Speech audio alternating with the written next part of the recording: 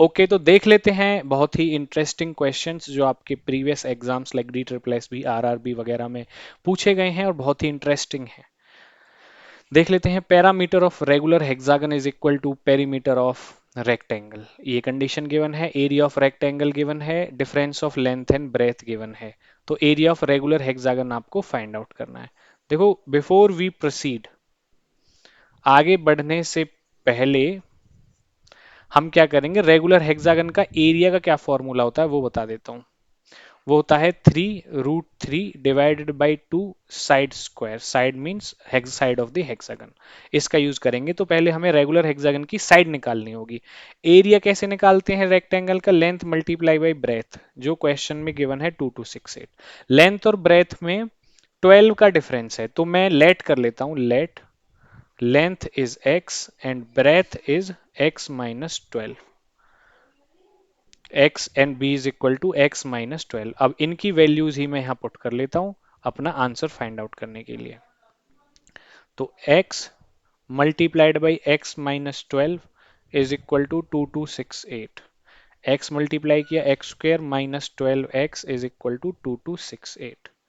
अब 2268 को मैं लेफ्ट साइड में ले आऊंगा मिडिल टर्म स्प्लिटिंग करने के लिए। अब देखो, नंबर थोड़ा बड़ा है लेकिन ये हो जाएगा। तो इसके अगर आप पेयरिंग बनाओगे तो 45, 42 एंड 55, 53। 2268 का प्राइम फैक्टराइजेशन करो। 2268 का प्राइम फैक्टराइजेशन करिए जल्दी से। और प्राइम फैक्टराइजेशन करके मिडिल टर्म स्प्लिटिंग करिए। मैं आपको डायरेक्ट बता देता हूँ, मैंने निकाला हुआ है। जब आप इसकी पेयरिंग करेंगे तो इसकी पेयरिंग बन जाएगी 54। पेयरिंग बनेगी 54 एंड 42। 54 एंड 42 इन दोनों को प्लस करेंगे तो 12 आएगा माइनस का, और मल्टीप्लाई करेंगे तो 2268 आएगा। क्लियर? अब यहां से x कॉमन ले लेंगे तो यहाँ पे आ जाएगा x माइनस 54। अगर 42 लेंगे, यहाँ पे 42x है, 42 लेंगे तो x minus 54 is equal to 0। Clear? अब देखो, अब यहाँ पे x माइनस 54 है, यहाँ पे भी x माइनस 54 है। अब x माइनस 54 कॉमन ले लेते हैं। x माइनस 54 कॉमन ले लिया तो x प्लस 42 आया विच इज इक्वल टू 0। यहाँ से x की वैल्यू एक तो 54 आ रही है और एक x की वैल्यू आ रही है माइनस 42। माइनस वाली ले नहीं सकते because length can not be negative. Length can not be negative. तो x की वैल्यू हम क्या कंडीशन कंसीडर कर लेंगे? 54। अगर एक 54 है तो दूसरी कितनी हो जाएगी?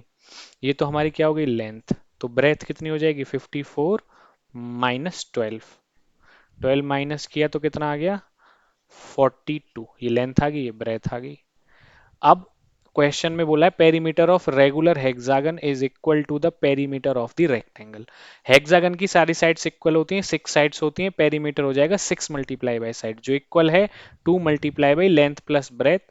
क्या? रेक्टेंगल के पेरीमीटर के इक्वल। ये 3 टाइम्स कैंसिल हो जाएगा। साइड कितनी आ जाएगी यहाँ से? लेंथ प्लस ब्रेथ मतलब 54 प्लस 42 अगर आप करोगे तो आ जाएगा 96 डिवाइड बाई 3। 3 3 जा 9, 3 2 जा, तो साइड कितनी आ गई? 32। अब एरिया का फॉर्मूला मैंने आपको यहाँ पे बताया हुआ है, तो आप लिख सकते हो area of regular hexagon is equal to 3√3 multiply by side कितनी है? 32 का square. 32 multiply by 32 divided by 2। ये आपको 16 टाइम कैंसिल कर देगी। और 16 थ्री जा 48√3। मैं यहाँ पे लिख देता हूँ 48√3 मल्टीप्लाई बाई 32। आप जब इसको फाइनल मल्टीप्लाई करेंगे तो आपका आंसर आ जाएगा 1536√3। और यही आपका क्या हो जाएगा? आंसर। अब ये किस में है? सेंटीमीटर स्क्वायर में आएगा, क्योंकि एरिया हमेशा स्क्वायर यूनिट्स में आता है। तो देखो, आपको ये नई चीज पता चली होगी, कुछ को पता होगा कुछ को नहीं पता होगा। That what is the formula to find the area of the regular hexagon. Regular hexagon का मतलब होता है जिसकी सारी साइड्स इक्वल हो। ठीक है, बहुत ही अच्छा क्वेश्चन था। ये आया हुआ क्वेश्चन है, D triple S B paper 1 में आया हुआ क्वेश्चन है। अच्छे से कर लीजिए। किसी स्टेप में कंफ्यूजन है तो वीडियो को दोबारा प्ले करके भी देख सकते हैं। चलते हैं next. Sum of two numbers is 720 and their HCF is 48. Then how many pairs of such numbers can be formed? देखो HCF को समझना होगा पहले यहाँ पे कि HCF होता क्या है। पहले HCF को समझ लो। HCF क्या होता है जी?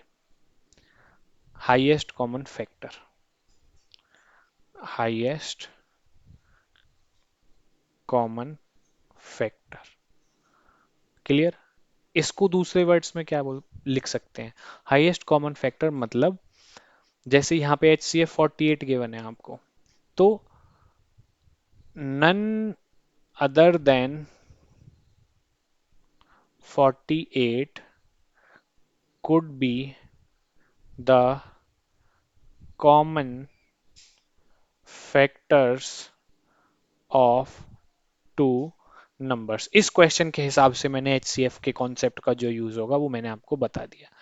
तो देखो मैं लेट कर लेता हूं, 48 तो कॉमन फैक्टर हो गया, तो दो नंबर में लेट कर लेता हूं। लेट टू नंबर्स 48x और 48y, जिनमें 48 एक कॉमन फैक्टर है, हाईएस्ट कॉमन फैक्टर। इसका मतलब ये हुआ this implies x comma y are coprimes, क्योंकि जो हाईएस्ट कॉमन फैक्टर है वो तो मैंने पहले ही क्वेश्चन में निकाल लिया जो लिखा है उसने। इसके अलावा x और y में कोई भी कॉमन फैक्टर नहीं होगा, और जिन नंबर्स में कोई भी कॉमन फैक्टर नहीं होता उनको हम क्या बोलते हैं? को प्राइम्स। ठीक है, जिनमें कोई भी कॉमन फैक्टर नहीं है। अब बस इतना काम होने की देर है, आपका काम आसान हो गया। कैसे आसान हो गया? क्वेश्चन में कंडीशन गिवन है that the sum of two numbers is 720। तो नंबर 48x है, दूसरा 48y है, इनका सम कितना है? 720। अब यहां से 48 कॉमन ले लेते हैं और ये आ जाएगा x plus y is equal to 720। अब x प्लस वाई यहां से कितना आ जाएगा? 720 डिवाइडेड बाई 48। कितने टाइम डिवाइड हो जाएगा?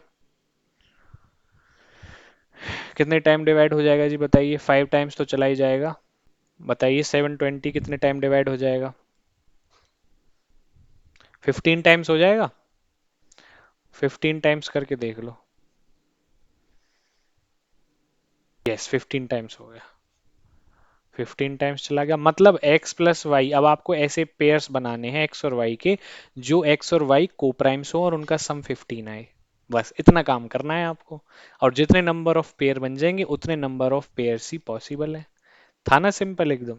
देखो अब x और y का सम 15 आना चाहिए। देखो कोई भी को प्राइम नंबर्स क्या होते हैं? कोई भी कॉमन फैक्टर नहीं होता अदर देन वन। ठीक है, तो अब मैं स्टार्ट कर लेता हूँ। 1 और 14 नहीं होगा। 1 और 14, 1 और 14 हो गया नहीं होगा बताओ? 1 and 14।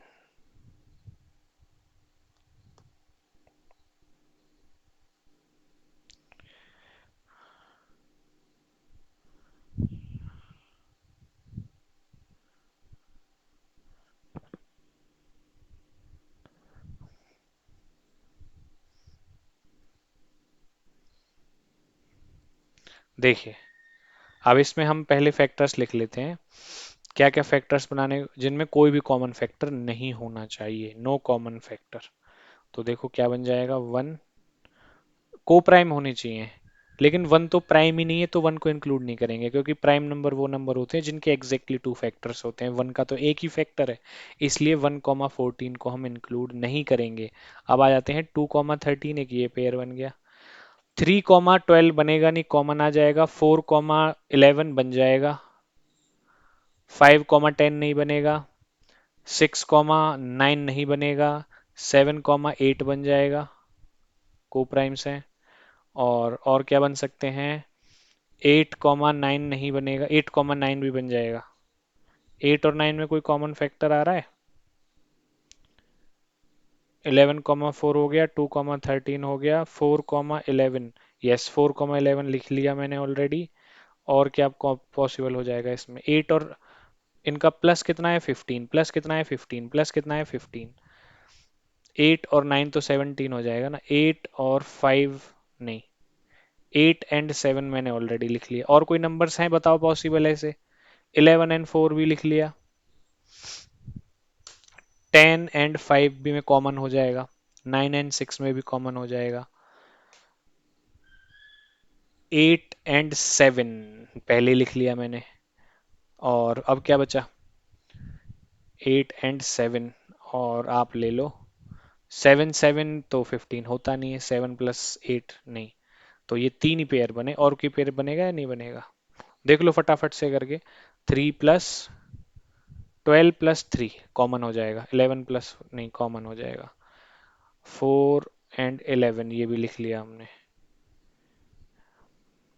ठीक है, अब ये थ्री पेयर्स ही बनेंगे इसमें। ठीक है, तो इसी तरह से आपको क्या करना है, पेयर्स बनाने हैं। मैं एक बार फिर भी चेक कर लेता हूँ। 2 से मैंने स्टार्ट कर लिया, 2, 13। अब मैं छोटे नंबर से स्टार्ट करता हूँ। 1, 14 नहीं बन सकता को प्राइम में। 2, 13 लिख लिया मैंने, और 3, 12 ये बन नहीं सकता। 4, 11 लिख लिया। 5, 10 नहीं बन सकता। 6, 9 नहीं बन सकता। 7, 8 लिख लिया। 8, 7 ये दोबारा आ जाएगा। 9, 6 कॉमन है। 10, 5 कॉमन है। 11, 4 पहले लिख लिया, तो तीन पेयर बन जाएंगे जी इसमें। ठीक है, तो इसी तरह से आप इस क्वेश्चन को सॉल्व कर सकते हो। तो आई होप स्टूडेंट्स आपको ये अच्छा लगा होगा। अगर अच्छा लगा तो प्लीज़ वीडियो को लाइक करें, चैनल को सब्सक्राइब करें, और सब्सक्राइब कर लें क्यों, क्योंकि आपको ऐसे ही इंटरेस्टिंग सॉल्यूशंस और कॉन्सेप्ट्स पढ़ने को मिलेंगे। ठीक है, तो मिलते हैं आपसे नेक्स्ट वीडियो में, तब तक के लिए टेक केयर, बाय बाय।